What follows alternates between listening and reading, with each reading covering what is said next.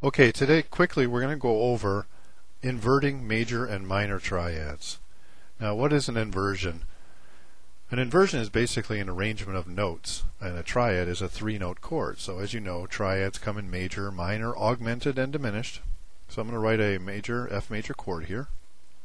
Now, there's three terms that you should be familiar with, and that is root position, first inversion, and second inversion.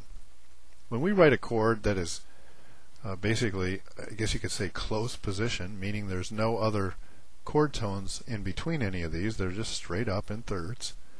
That's called root position. So when a chord is in root position, means the root of the chord, or the name of the chord, is in the bottom voice.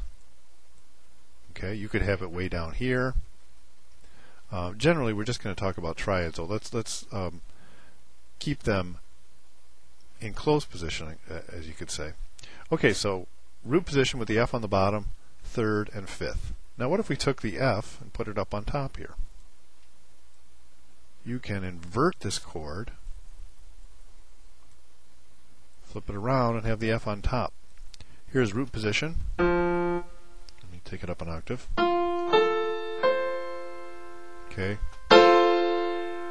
First inversion. Okay, we can do that one more time by taking the A and putting it up on top.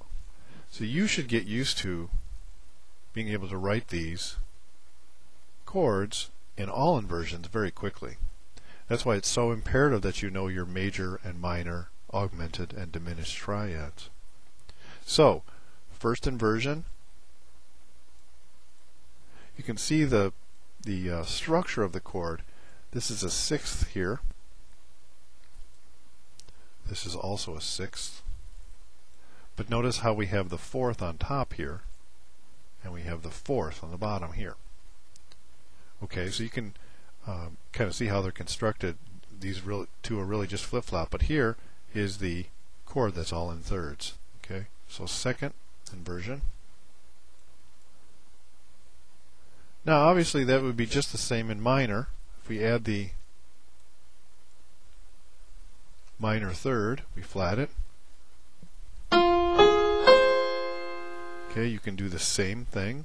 All you need to do is add that minor third. But the inversions stay the same. They all are structured the same. And here we go. I'm sorry. Got a little tiny keyboard here, sometimes my fingers. Okay, so you see the three. Now if we kept this going, we would have root position again because the F would be on the bottom. So you can voice chords in a number of different ways. These are the close position triads, and these are basically a rudimentary inverting. So root position, first inversion, second inversion. Get used to writing those. You should be able to write them in bass and treble clef. Generally though, when you write for instruments, you will have the smaller intervals up on top and the larger intervals like the roots and sevenths and so on down the bottom. So we generally don't see, and this is a mistake that some arrangers make,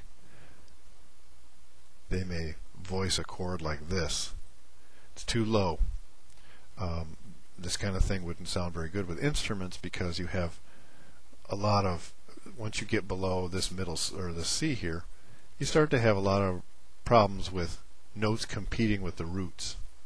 So in this example that I wrote here, keep in mind that generally when you do write these for instruments, they'll be in the probably above middle C, and you'll have the larger intervals down here.